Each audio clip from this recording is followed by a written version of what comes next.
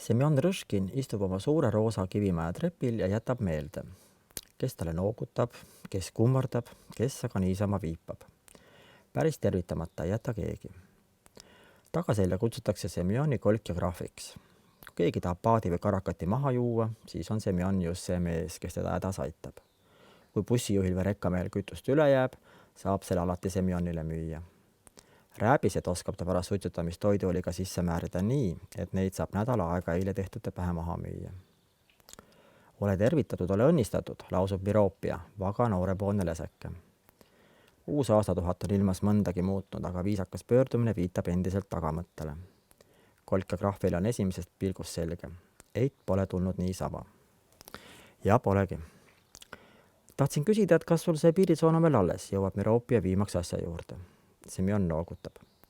5 aasta eest on ta küla lähedale roostiku vahele piiritsooni rajanud.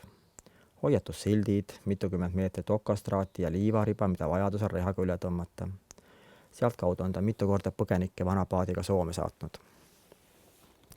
Peipsi kaudu küll tegelikult Soome ei pääse, aga Semjon arvab, et küllap jõudsid need teadmata Aasia maalt pärit inimesed Eestisse Venemaa kaudu ning kui nad Venemaale tagasi satuvad, ei saa nendega midagi väga hullu juhtuda.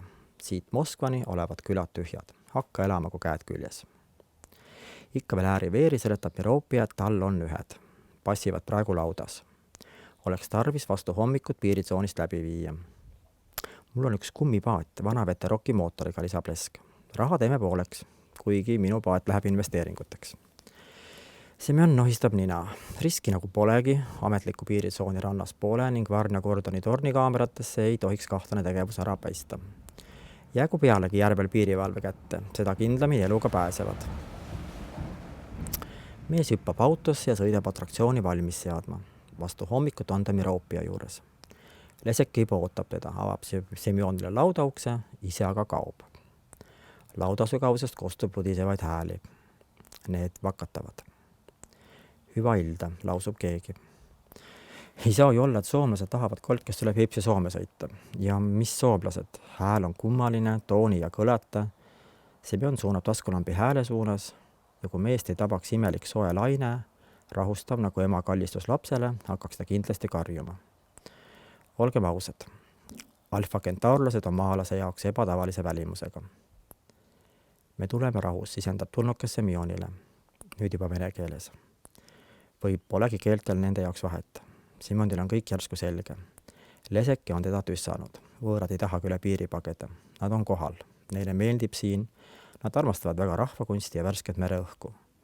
Loomulikult on neil mugavam elada inimkehas, ent Semjonil pole ju midagi selle vastu, kui... Ja Semjon pole vastu. Tal on mõnus, soe ja helge olemine.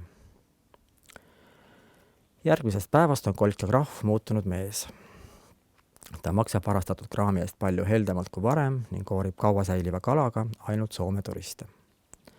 Lisaks sätib Semjon töökorda vanaasjast jäänud potikedra, kaevab järvekaldalt sinisavi ning hakkab potte ja kujukesi voolima. Kui sõita kolkest Varnjasse või vastupidi, leidub rahvakunsti veelgi.